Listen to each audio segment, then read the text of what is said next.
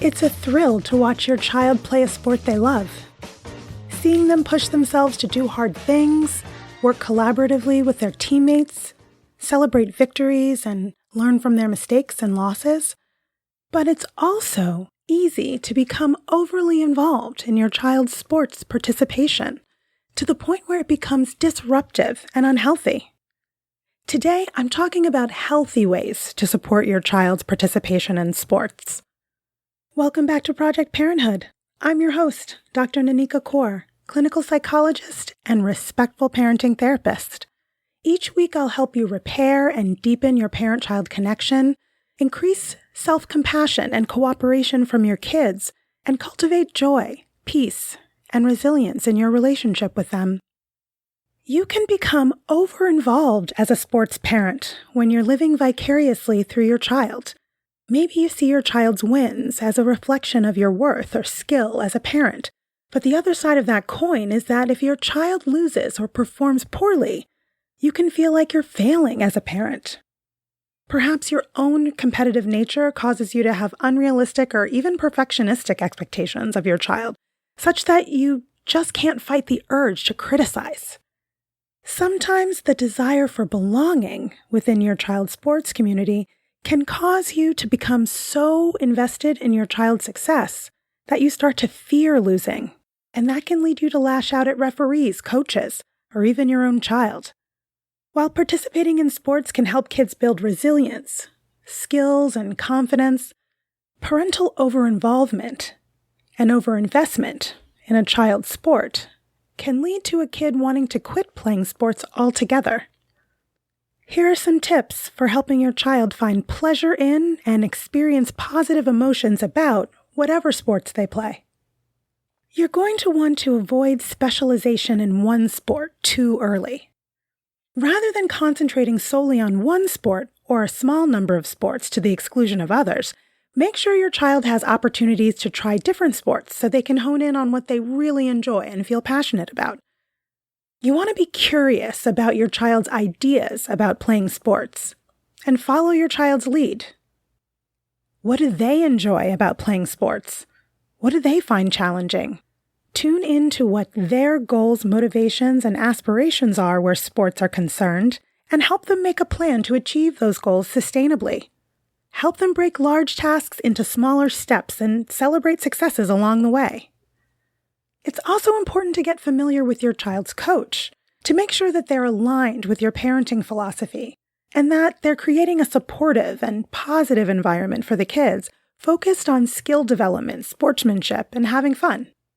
And as always, since kids are going to do what we do rather than what we say, be a role model for good sportsmanship and having a healthy attitude toward sports and competition.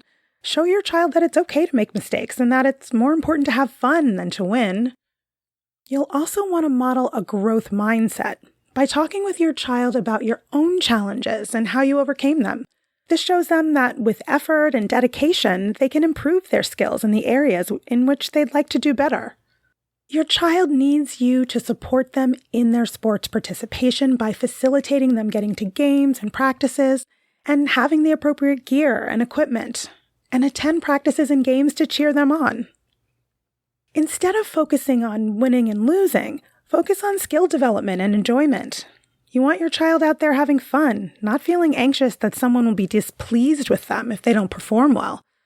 Putting pressure on your child to win or perform at a high level can result in your child engaging in lots of self-criticism and having reduced interest in continuing with the sport. Whatever you do, definitely refrain from coaching from the sidelines. This confuses and distracts the kids. And even if you disagree with a call, don't bicker with the referee. They're just out there doing their best. Remember that every child is different and develops at their own pace, so it doesn't make sense to compare your child to other players. Sports should be something that your child enjoys, not something they dread. So don't make playing sports a punishment or a reward. After the game, express to your child how much you enjoyed watching them play and how happy you are to get to spend this time with them. Speak positively about the effort they made and the teamwork you saw them engaging in, or the improvement or persistence they showed, without talking at all about winning, losing, technique, or strategy unless they bring it up. If they do bring up those topics, offer no unsolicited advice or opinions. Simply show support, curiosity, and interest in your child's experiences and feelings by reflecting back to them what you understand them to be thinking and feeling about the game. Offer unconditional support and encouragement, win or lose. Your child needs to know that you value them and are proud of them for the person that they are, not for how they perform athletically. Instead of praising your child's performance, praise the way they tried their best, had a great attitude, or learned from their mistakes. Even if your child's team lost, you can still give positive feedback about what they did well, which can encourage them to keep working hard. Make post-game time special by celebrating your child's athletic effort and hard work, perhaps making their favorite meal or letting them pick a movie to watch together. And make sure that kids are getting rest and recovery breaks from sports, at least 2 days off a week. Follow the age equals hours rule for youth sports. For example, an 8-year-old child should spend no more than 8 hours per week training for or playing at a sport. This can prevent overuse injuries, burnout, and decreased enjoyment of playing sports in the first place. Plus, kids need time for unstructured play and time for other activities they enjoy outside of sports.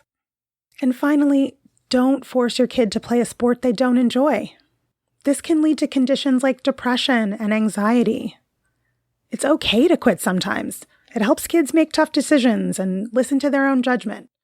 Gives them more time to do things they do enjoy, and it opens up a spot for another kid who really wants to play.